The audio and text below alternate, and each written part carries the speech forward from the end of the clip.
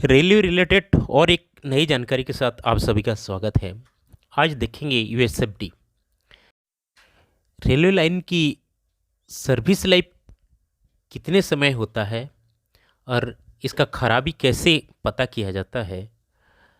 ये सब के बारे में आज इस वीडियो में चर्चा करेंगे और यूएसएफडी टेस्टिंग क्या होता है उसका डिटेल एनालिसिस इस वीडियो में चर्चा करेंगे।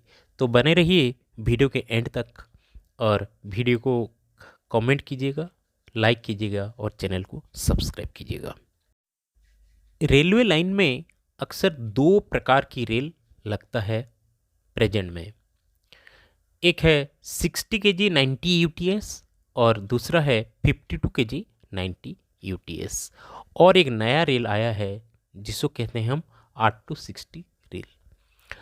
तो इसका सर्विस लाइफ कितना होता है?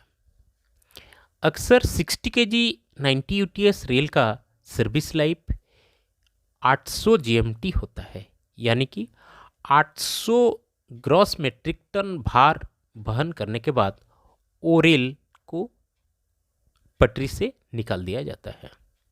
इस तरीके से 52 केजी 90 यूटीएस रेल का अधिकतम जीएमटी 525 होता है, यानी कि 525 ग्रॉस मेट्रिक टन भार उसके ऊपर चलने के बाद वो ट्रैक को बाहर कर दिया जाता है। इस तरीके से 60 केजी 72 यूटीएस रेल का जो जीएमटी होता है 525 होता है और 72 यूटीएस 52 केजी का जो जीएमटी होता है 375। और इसके बाद ये सर्विस ट्रैक से इसको निकाल दिया जाता है। अब देखते हैं जो रेल रेलवे लाइन में लगा हुआ है वो खराब है कि नहीं, इसका टेस्टिंग प्रोसेस रेलवे में कैसे किया गया है। इसके लिए अक्सर दो प्रकार की टेस्ट का प्रावधान है रेलवे में। एक तो विजुअल है और दूसरा है यूएसएफडी। विजुअल का मतलब है कि ट्रैकमैन अक्सर फिश प्लेट को खोल के उसमें शीशे में देख के क्रैक को डिटेक्ट करते हैं और उसका डिफेक्ट पता करते हैं। दूसरा है यूएसएफडी टेस्टिंग। यूएसएफडी का फुल फॉर्म है अल्ट्रासोनिक फ्लॉ डिटेक्शन, यानी कि एक मशीन होता है जिसको ट्रैक के ऊपर चलाकर उसका फ्लॉ को डिटेक्ट किया जाता है, इसलिए इसको कहते हैं अल्ट्रासोनिक फ्लॉ डिटेक्टर। तो अल्ट्रासोनिक फ्लॉ डिटेक्टर जो दो प्रकार होता है, पहला है थ्रू रेल टेस्टिंग और दूसरा है well testing. Through rail testing मतलब ये एक मशीन से एक छोर से पकड़कर दूसरी छोर तक सीरियली टेस्ट किया जाता है। और दूसरा है वेल टेस्टिंग मतलब किसी एक स्पेसिफिक लोकेशन का टेस्टिंग करना, इसी को वेल टेस्टिंग कहते हैं। तो अब देखते हैं कि यूएसएफडी टेस्टिंग कैसे होता है। यूएसएफडी जो मशीन होता है उसमें एक छोटा सा मॉनिटर लगा होता है और केबल के द्वारा प्रोब लगा होता है। ये जो प्रोब होते हैं ये अक्सर 5 प्रकार के प्रोब होते हैं। 70 डिग्री 2 मेगाहर्ट्ज जो हेड का टेस्ट करता है, 70 डिग्री 2 मेगाहर्ट्ज जो हेड, फुट और वेब का टेस्ट करता है, 70 डिग्री 2 मेगाहर्ट्ज स्लाइड लुकिंग यानी कि एसएल, ये वेल्ड का फुट में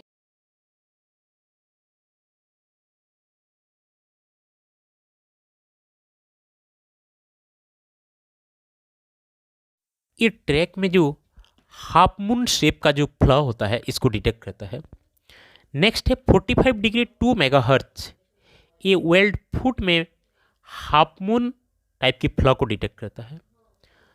नेक्स्ट है 45 डिग्री 2 मेगाहर्ट्ज जो सिंगल क्रिस्टल माना जाता है, ये बिलो वेब का फ्लॉ को डिटेक्ट करता है।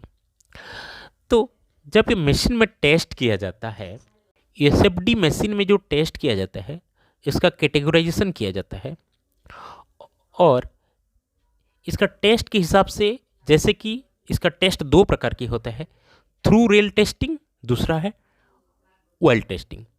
तो थ्रू रेल टेस्टिंग के अंदर जो डिफेक्ट आइडेंटिफाई किया जाता है वो पहला है आईएमआर, दूसरा है आईएमआरडब्ल्यू, तीसरा है ओबीएस, चौथा है ओबीएस डब्ल्यू। इस तरीके से जो पर्टिकुलर लोकेशन में वेल टेस्टिंग किया जाता है उसका जो डिफेक्ट का कैटेगराइजेशन है DFWR एंड DFW। इसका जो टेस्टिंग का मैकेनिज्म को समझते हैं। जो मशीन में एक मॉनिटर लगा होता है, मॉनिटर से केबल कनेक्टेड होके प्रोब पे जाता है, जो प्रोब की रेल के ऊपर घिसता है और उसी से पता किया जाता है फ्लॉ। तो जब टेस्टिंग के दौरान जो मॉनिटर में जो पीक आता है वो परसेंटेज में आता है, जैसे कि 1 से 39% तक इसको एक्सेप्टेबल माना जाता है, जबकि 40 से 59% तक अगर पीक आता है तो DFWO में आता है और 59 से 100% अगर आता है तो DFWR में आइडेंटिफाई किया जाता है। और ये एक frequency ultrasonic flaw detection machine, ये साउंड वेव के जरिए रेल के अंदर का फ्लॉ को डिटेक्ट करता है और रेल डिफेक्ट है कि ठीक है ये पता करता है। तो इसका जो प्रोसेस है इसको देखते हैं। जैसे कि मैंने कहा, थ्रू रेल टेस्टिंग में आईएमआर, आईएमआरडब्ल्यू, ओबीएस, ओबीएसडब्ल्यू इस तरीके से आइडेंटिफाई किया जाता है। आईएमआर मतलब है इमीडिएट रिमूवल, और टेस्टिंग के दौरान अगर किसी एक जगह पे रेल को अगर डिफेक्टिव, हाईली डिफेक्टिव टेस्टिंग किया गया तो वेब में 3 गो क्रस दिया जाता है रेड कलर में, और आईएमआर का मतलब है इमीडिएट रिमूवल। और इसका एक्शन कैसे होता है? आईएमआर रिमूवल का मतलब है कि इमीडिएट इसमें 30 kmph का कॉन्सनर लगता है और इसको 72 आवर के अंदर अंदर ये रेल को चेंज करना है। दूसरा है आईएमआरडब्ल्यू, यानी कि इमीडिएट रिमूवल वेल्ड। अगर किसी वेल्ड में यही डिफेक्ट पाया जाता है तो उसी वेल्ड के साइड में वेब में 3 रेड क्रॉस दिया जाता है और इसी वेल्ड को भी 72 आवर्स में इसको चेंज करना है, और इमीडिएटली यहाँ 30 kmph स्पीड लगता है। नेक्स्ट है थ्रू रेल टेस्टिंग का ओबीएस। ओबीएस का मतलब है ऑब्जर्वेशन। अगर कहीं ऑब्जर्वेशन फ्रीक्वेंसी में आता है तो वहाँ वेब में एक रेड क्रॉस दिया जाता है। नेक्स्ट है ओबीएसडब्ल्यू। अगर किसी वेल्ड ऑब्जर्वेशन रेंज में आता है वहाँ भी एक रेड क्रॉस दिया जाता है। इसके बाद आता है वेल टेस्टिंग। वेल टेस्टिंग के अंदर DFWR एंड DFWO 2 प्रकार की आता है। DFWR का मतलब है डिफेक्टिव वेल्ड रिमूवल, और DFWO का मतलब है डिफेक्टिव वेल्ड ऑब्जर्वेशन। अगर डिफेक्टिव वेल्ड हाई पिक का है तो इसको DFW रिमूवल माना जाता है, और वहाँ एसएफडी, जेई और एसएससी वेब में टेस्टिंग के दौरान 2 रेड क्रॉस देते हैं, और इसका प्रावधान यही है कि उसी रेल को, उसी वर्ल्ड को इमीडिएटली जोगलिंग करना है और इसको 3 महीने के अंदर अंदर इसी वर्ल्ड को या फिर रेल को चेंज करना है। नेक्स्ट आता है DFWO यानी कि डिफेक्टिव वर्ल्ड ऑब्जर्वेशन। अगर ऑब्जर्वेशन के रेंज में आता है किसी वर्ल्ड तो वहाँ हेड में एक ओ लिखा जाता है, हेड में एक ओ मार्क दिया जाता है और ये ऑब्जर्वेशन के अंदर आता है। तो इसी तरीके से यूएसएफडी टेस्टिंग होता है। अब देखते हैं कि यूएसएफडी मशीन कितने प्रकार की होते हैं।